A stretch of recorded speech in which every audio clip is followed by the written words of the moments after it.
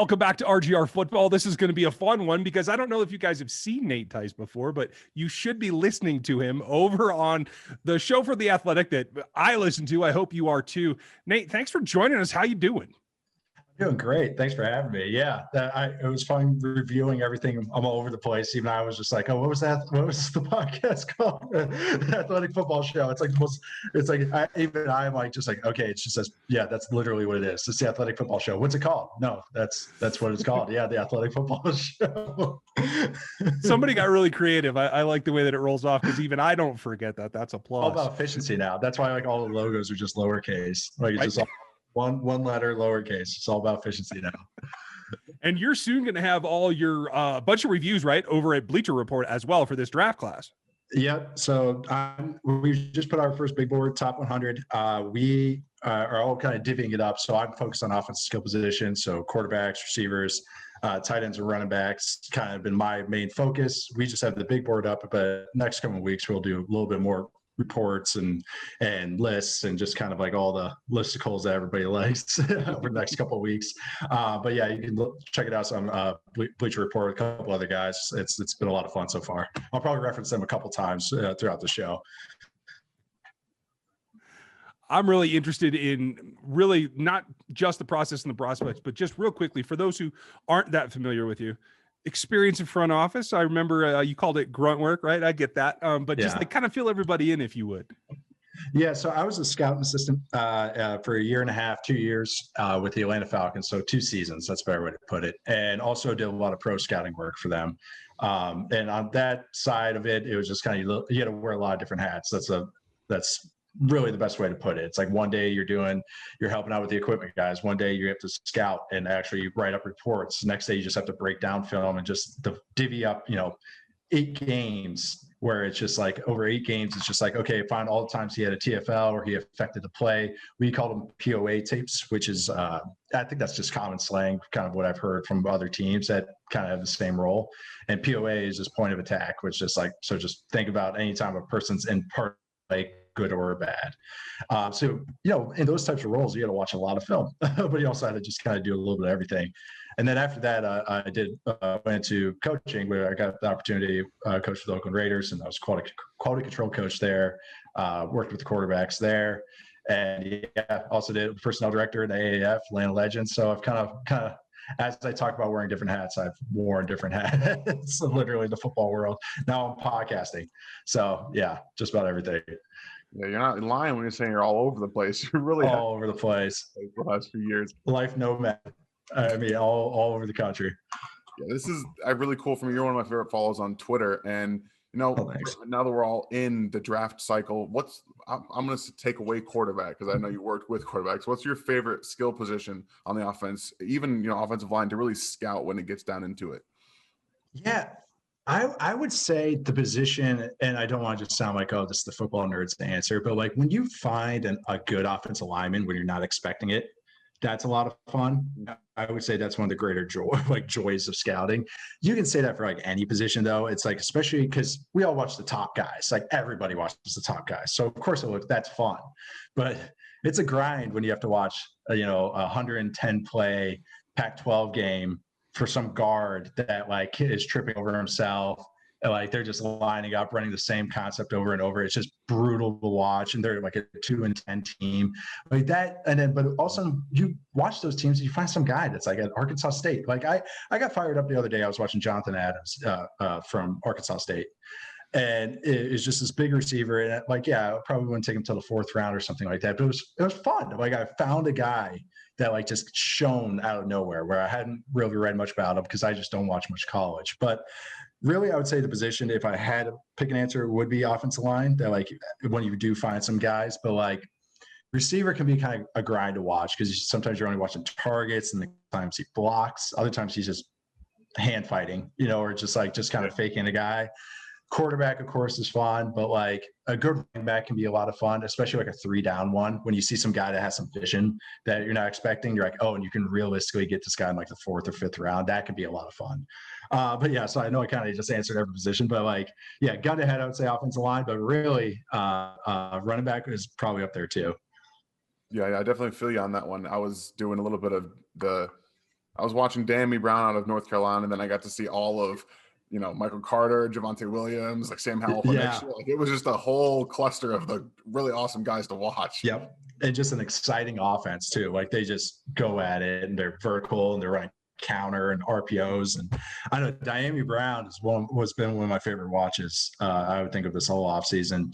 Guy that, I've heard about the top 4 or 5 guys over and over. Started watching him in January, and then just like you said, I was watching the running backs first. He flat a little bit, but then I kind of just totally forgot about him. I was like, oh, that must be Jazz Newsome, who's the other guy. Yeah. And then all of a sudden I was like, okay, all right, I'm going alphabetical, watching receivers. All right, Diami Brown, here he is, number 1. And then he just showed, like, it was just like, okay, wow, this, like, just not only just this is a guy that would be a great fit for the Chiefs if they did go down that route, but just a guy. He's just the blocking is like what stood out the most, because you're watching the run game first with Michael Carter and their run game, or both of the running backs, but also like the vertical ability to him, like just like he has more twitch than you would think. You think he's just this long strider, but then when he's breaking on something, he just crosses a guy over, or just makes a DB trip up, and then it's just like, whoa, where did that come from? Not so much with the ball in his hands, he's more just a strider with that. But yeah, that's like a perfect guy that is just an example of what makes scouting fun, when he shines a little bit, like when you're not expecting to see it. And then you start digging into him, and the stats kind of shine too. So it's like, okay, we got an eye test and the stats test kind of matching up. It's kind of like, okay, all right, this guy might be someone we need to keep an eye on, that like could be someone that just sneaks into higher than people think and actually does a lot better as a pro than people think. It's funny how those things always come together and kind of mesh up and give you that spark, right? For me, it's always the Senior Bowl, no matter what, whether I'm there in person or I'm not. Like, that's where I find guys, because I don't watch that much college live either. So for me, I guess in this particular year, for you, when you see the Senior Bowl, is it different in terms of the overall process that we're going through without all the in-person stuff, or how much more important is that particular aspect? So that's like what's been funny for me watching the Senior Bowl stuff, because I, like, at first, when you start liking a player, you're kind of making arguments for him, and not, we see it on Twitter every day, but just privately in your own mind, you like start liking a guy and you're like, this is my guy. Okay, no, he's fine. He tripped there, but it was because the DB tripped him up. That's not it. It's not because he's a bad athlete. So like, but I thought for the Senior Bowl, it was like, at first I was arguing, oh, of course the guys that sat out this past year have fresh legs, so they look great. But then all of a sudden another guy started dominating, and I was like, oh, of course he dominated because he played a whole season, because now he's good. He's more crafty. But then I was like, all right, so that's worthless. So now, like both arguments just went out the window. But actually that was kind of fun for me, because I kind of had to check myself. But watching one-on-ones, you always want to overblow them, but you can't. But it's more just to kind of confirm or deny something that you might have seen. It's more just you're looking for the outliers. Like a guy that just looks outstanding, and you're like, I mean, okay, I'm going to I'll double check, make sure our scout report's good, maybe interview him. Did we just not watch him? Is there something that was missing? Was he getting healthy now? I think now it was more expanded. Like, so you got to see a little more of those guys, like, the guy Johnson from South Dakota State, or like Derby from Arizona State. You got to see those guys that didn't play a whole ton this past year. I think that was where it's better. But it's hard. It's what Senior Bowl is a funny thing, because it's like you want to take away some things, but you don't want to overblow it. So I'm speaking out both sides of my mouth, but like the one-on-ones you want to watch, but it's like, yes, you want to see dominance. Like when you see some dominance from a guy consistently throughout the week, like Aaron Donald in his Senior Bowl, it's like it confirmed what tape was. It was like, all right, he's going against Zach Martin and holding his own, if not doing better. And it's like, okay, there's something we need to watch now. And that's why he rose up, and Aaron Donald became Aaron Donald, or he always was that. By the way, that's how he was a Pitt. I try to tell people, I swear to God. But that was just one of those things that it's funny. The Senior Bowl is just like, you don't want to overblow it, but you do have to take it into account. And also, I'm sure the other thing too is just character evaluations, medicals. Like, I'm sure that stuff, height, weight, body type, that stuff I think is huge too, because the scouts didn't get to see these guys in practice throughout the year. So that's also, they might have been working out with an agent throughout the entire year. We're going to have a training center in Arizona or Florida or something. So I think that's where the value of this came into, is all that kind of off-field stuff as well. I'm glad you bring that up. I'm going to cut you off real quick, Dan, because you mentioned one of the guys that I kind of already fell for in Cade Johnson.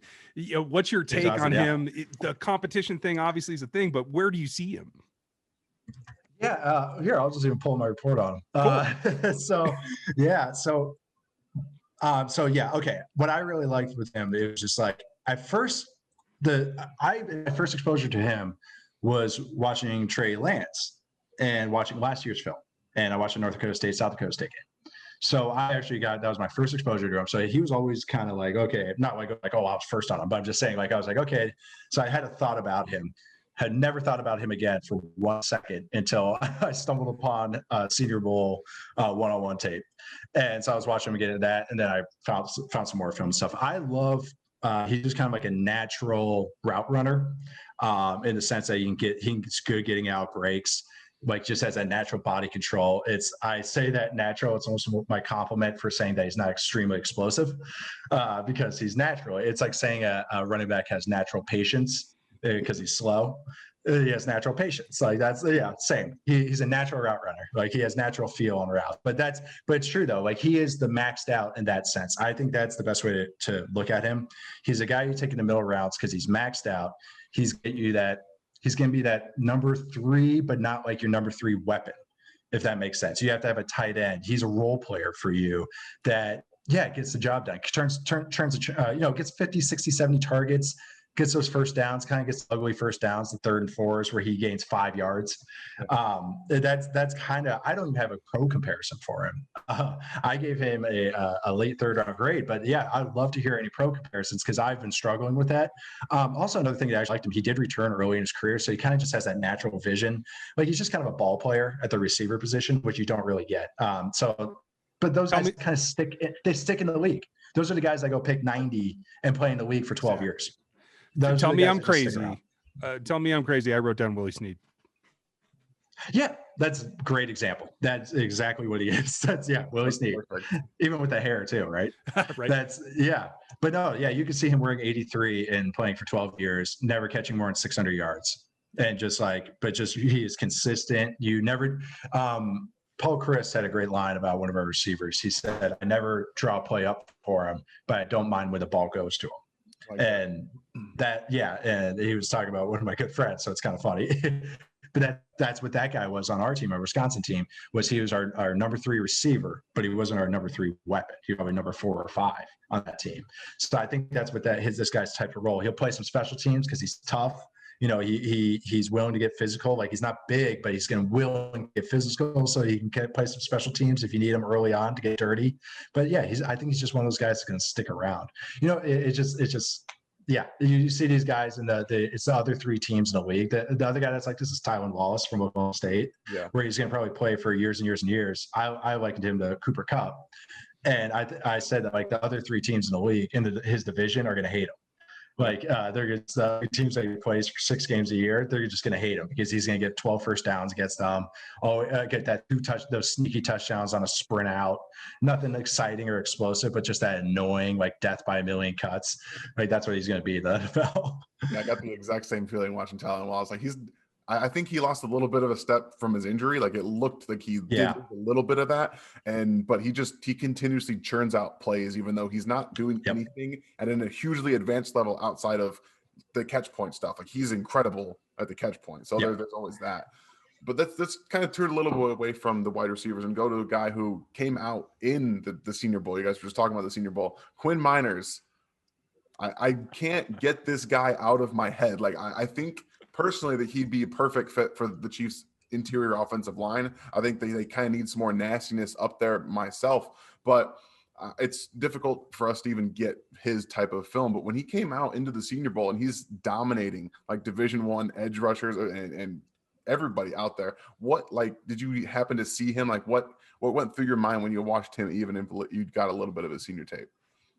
Yeah, and like those type of guys, especially linemen, you want to it's like if you have a weird feeling about them where you're just like, I don't know which way to go on them. It's always, you just got to check the tape, especially after a Senior Bowl. But like, if you always want to just check out dominance. It's not like, oh, he flashed good. So like, oh, like you watch a Senior Bowl and you're watching the one-on-ones. Okay, yes. Okay, did he stand out for one day or did he stand out for 3 days in a row? Did he stand out for 3 days in a row? Also stand out 9 on 7 inside drill, stuff like that. I haven't watched him at all, but it's just more just proxy. It's more just like, oh, he looks cool. Like it's No, I just get that's that. I have no report, no comparison, nothing. But but those are the type of guys, especially O linemen, that if you see a guy truly flashing, not just one play, but truly 3 plays in a row where it's like he's getting his head across, he's climbing, and it's not stumbling. The other thing to see, if you're like wondering about offensive linemen, is and I'll get it from my dad, is that he always looks to see if guys are on the ground a lot. And those are the guys, like, they might not always flash, but it's like that he sees that as true athleticism. And those are the guys that don't get hurt a lot, are able to stay on the field, able to just get better and better and better. Because offensive lineman is a position that gets banged up. It's just part of the job. But if you get guys that are off the ground, stay healthy. But that's something to also look for when watching those types of guys. Long-winded answer to say I didn't watch him. No, it's perfectly okay. Like I said, it's hard to find his tape to begin with anyway. But I've done quite a few of the offensive tackles in this class. I know that the Chiefs themselves, especially in the Super Bowl, was very obvious that there was some deficiencies after some injuries went through there. In my opinion, it's a deep elite tackle class from the first round. So I think that there's some options there for them going into this draft if they want to stay at 31. Who do you think fits best and might actually drop to them at 31? Yeah, and that's what's fun about this line class, from what I've gathered, is that it's an eye of the beholder kind of thing, where it's what you kind of want. It's that flavor you want. I actually think those are the best kind of drafts. The receiver draft was a little bit like this as well, where it's you tier them like 4 guys in the same tier, and it's just, all right, what flavor you want. But from what I've seen, Tevin Jenkins from Oklahoma State has been just getting a lot of love lately. I think that's universal, though, and that's what sucks about winning, is that you're at pick 31 going, oh, there he goes, there he goes at 23, there he goes at 16, there he goes at 40, but Chiefs did trade up the one time, and it was really great. But Rashawn Slater, if this is a guy that drops and teams kind of get concerned about length, they get concerned about fit, height, and that's the type of guy that sometimes does fall into the 20s, and that Chiefs can get active there, or the guy just falls and they get lucky. That would be a pipe dream, I think, because a guy like Slater can play inside or out. So it's basically, Chiefs get banged up every year. So it's like, all right, plug them where we got to go. I know that Brandon Thorne, who I worked with on Bleacher Report, he likes Eichenberg from Notre Dame. He really likes Leatherwood from Alabama. Those are the other type of guys. Who's another inside out guy from what I've gathered, that can play inside out. I think that is what the Chiefs should go after, and that's really what they can get the proper value, I think, too. I think this is a deep receiver draft. Diami Brown probably will be there in the second round, I think. And I think that's, like a dream, would be the kind of tackle, guard, swing guy in the first. And then, it might not be sexy, but it's good. And they need good on the offensive line. They might not need the all pro, but they need good starters, as opposed to just guys that can get by and just carry water week to week. Good lets your quarterback be sexy. So, hey. Yeah, exactly. You already have enough. You have Tyreek Hill. I know. This is that's what teams don't get. They always or fans, I should say, don't get. Teams do too, actually. The teams are just an extension of fans, really. It's that they sometimes think they're close to the top, and then they think they have to draft a receiver. And it's like, no, just stay the course. You're fine. You can find these guys later in the rounds, especially a receiver, especially when you're close to the top.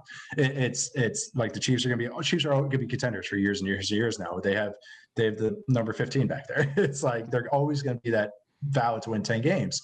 So they have the luxury of drafting the not sexy pick. They're not a team that might be having I'm trying to just think like a Matt Ryan situation with the Falcons, where their window is very short. They have to go, they try to go line, but they might have to go receiver. They have to go tight end. They have to go something that might not need corner. I always just think you can just build inside out. And I think just Chiefs know that. I think they're smart enough to know that too, is that I think they're going to be okay with it. I think last year going with CEH was more of a let's just keep the good ride going. Let's just try it one more year. It's just that was the sexy pick, but they had the chance to do it. But I know, I think that's just the what you have to do at that kind of situation. You're winning, but you're just hey, always just remember, stay the course and build inside out, and then go from there. I'm really interested to get a bigger picture take from you, because this was a few years ago when you were, low level scout, doing all the work, right? And things have changed, at least in my eye, from that time. And I know it hasn't been super long, but enough. And specifically with the tackles. And I think, honestly, a little bit with the tight end position as well, is guys that aren't as developed, that aren't able to really come in and do what they used to be able to do, say 10 years ago. Even some guys that the Falcons picked, right? For me, it's about athleticism at both those positions and being able to adapt once you get to a team. Am I off on that, or what's been the transition that you've seen? Yeah, I think the ones that we remember as the best athletes like succeeding are the ones that could actually play. Like, you know, it's I think we always look for the dancing bear types where it's just like, oh my God, this guy's 330 and you know, like just look how light he is. And like a great I think litmus test for this last year was Becton, Mekhi Becton. And like, you know, with the Jets from Louisville, watching him, he could play. He was in a 3-point stance at 6'8", full 6'8", like on pass plays. Like he wasn't being lazy. And I was like, okay, those are the signs you're like, this guy's an actual football player, as opposed to a guy that's just being lazy, wearing a receiver face mask, you know, just like, you know, looks pretty but has no legs, you know. But those are the warning signs. Those are the things you have to look at. It sucks that you have to kind of go down those cliches, but some of them are valid. But I think with absolutely tight end it's just, I think everything's more spread now. So you're not going to get the classic Lee Smith type 290, 280, 275 guys that are true road graders. I did watch a fun one from Stanford, by the way, like a fun undrafted type. Check him out.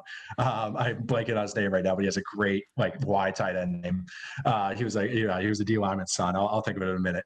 But anyways, like tight ends now, you have to flex out. You have to be, it's all about 3-down versatility. So you might not be a road grader anymore. Teams are running outside zone.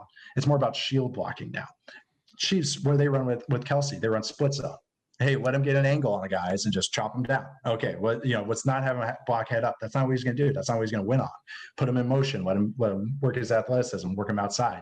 That's what tight ends are asked to do now. That's a true why now. It's no longer the 280-pound guys. It's just it can't. We're having more of the guys. I think coaches are more accepting of that, as opposed to going like, no, you have to block this D end. Now it's coaches going like, no, we can win hiding these guys a little bit, or at least putting them in more advantageous positions. I'm going to remember what this tight end's name is, though. Give me a sec. Not on my list, so that's great. Yeah, he's like an undrafted guy. He was great. He was a lot of fun to watch. There's going to be quite a few drafted tight ends that can probably make it, I think, for at least a little while in this league. That's the thing. It's like you can find value of these guys if you just kind of look for the right traits. And I hate to like sound like this, but it's just like you have to like really look for them. I think a lot of guys would just get to miss it. Oh, okay. Tucker Fisk.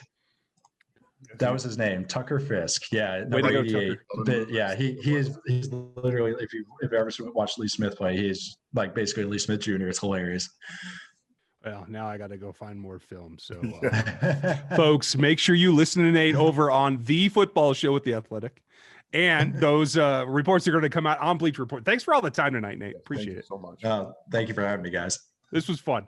Folks, we will catch you next time. Thanks for watching RGR Football. We'll talk to you then.